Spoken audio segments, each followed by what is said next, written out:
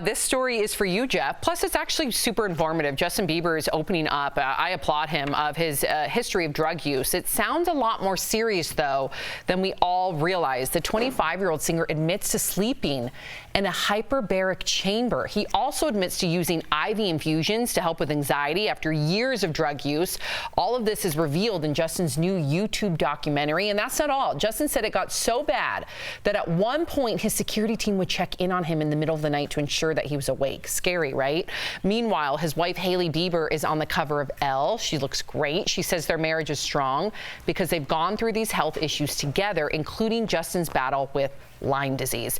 Jeff is a big Justin Bieber fan. If you're a daily viewer, you know that.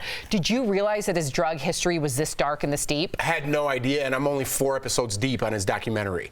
Does it show this? No, not yet. Okay. Not yet. Right now, they're just showing the music part. So I didn't even know about that. This was part of the documentary coming up. Very interested in seeing this. I think he's going to help a lot of kids out there. When I see, this is going to sound crazy to some people, but yes, I watch The Hills too. I watch that remake. And one person in particular was Tommy Lee and Pamela Anderson's son is on that show. Yep.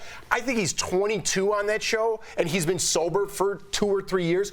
22. Okay, that means he started partying at like 14 and already went through his arc of partying. The age that these kids start now and what they go through is surprising to me. It makes me feel very old. Or is it children of famous people? Because you think about Drew Barrymore, who started at 14. Bieber was famous at a very young himself, age. But I don't know if there is a correlation, what the correlation is. I'm sure there's a lot of kids out there that aren't famous or don't have famous parents that are hooked on drugs or alcohol or some other form of something at a very young age before I even tried. I'll give you my analogy to that, because I don't want to just always get caught up on famous people. Justin Bieber is famous, but also he had a tremendous amount of pressure on him. And the way that people relieve pressure is with drugs and alcohol, especially if you don't have the coping skills. Now let's leave fame away and let's go to the streets. You look at like a drink that's called lean. It's what a lot of young Lil Wayne was addicted to. Yes, lean it's codeine and Sprite and some other stuff, and it really zonks you out to the point where like people have died because your central nervous system shuts down.